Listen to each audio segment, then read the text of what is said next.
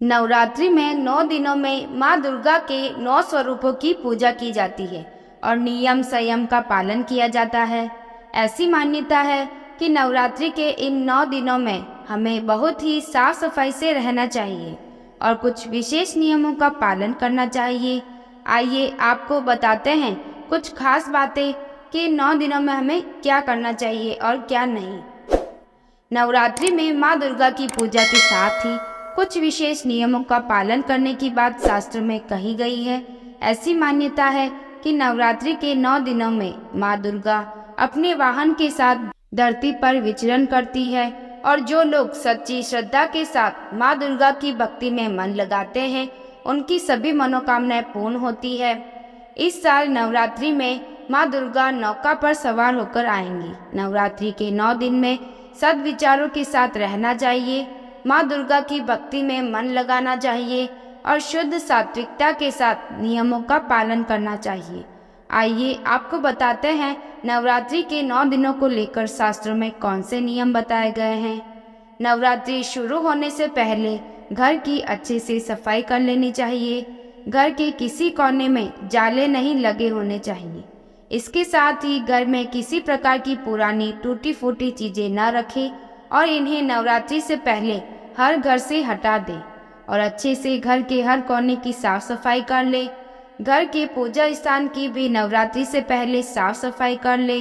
भगवान के सभी वस्त्र, पोशाक और आसन धो ले और मंदिर में से अनुपयोगी वस्तुएं हटा ले।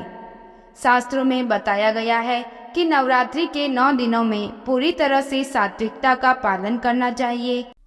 इन दिनों मांस, मदिरा और प्याज, लहसुन का सेवन भूलकर भी न करें। नवरात्रि से पहले इन्हें घर से हटा देना चाहिए। यदि आपके घर में प्याज, लहसुन बचा भी है तो इसे रसोई से निकालकर अलग कहीं किसी कोने में रख दें।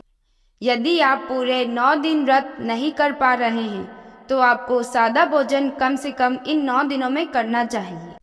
अगर आपको बाल कटवाने हैं या फिर नाखून काटने हैं तो बेहतर होगा ये काम आप नवरात्रि से पहले ही कर ले। शास्त्रों में बताया गया है कि नवरात्रि में 9 दिनों में बाल कटवाना, नाखून काटने वाला काम नहीं करना चाहिए। यदि आपके लिए संभव हो पाए तो इन 9 दिनों में शेविंग भी नहीं करनी चाहिए।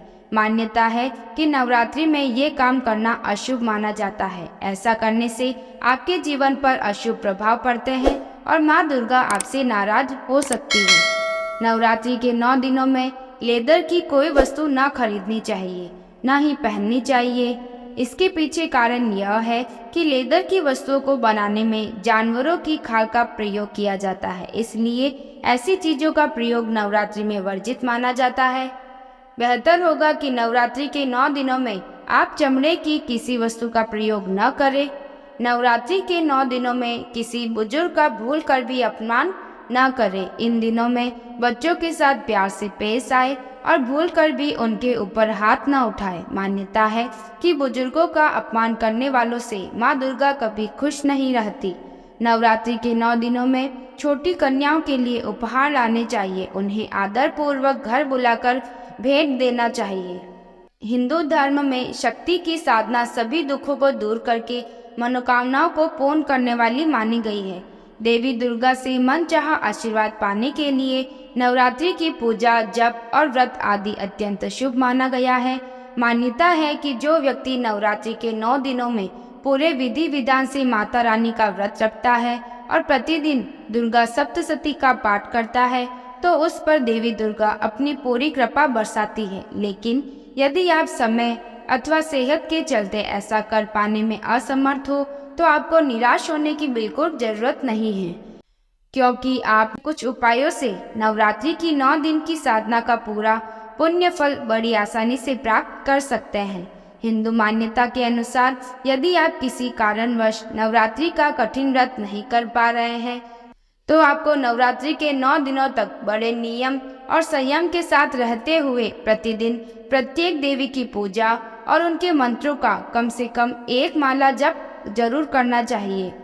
मान्यता है कि सच्चे मन से की गई इस पूजा से शीघ्र प्रसन्न होकर देवी दुर्गा अपने साधक पर अपना आशीर्वाद बरसाती है। हिंदू धर्म में 1 से 11 साल तक की कन्याओं को देवी दुर्गा का स्वरूप माना गया है।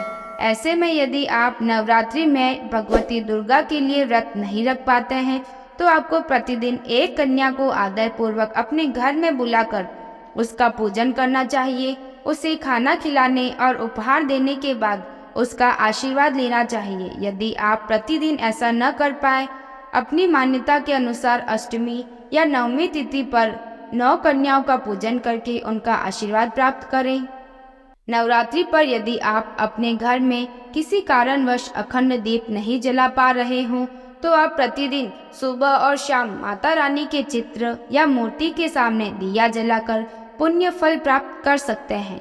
नवरात्रि में देवी दुर्गा की पूजा का शुभ पाने के लिए किसी देवी मंदिर में जाकर नारियल के साथ झंडी और चुनरी जरूर चढ़ाएं। मान्यता है कि ऐसा करने से बड़ी मनोकामनाएं पूर्ण हो जाती है।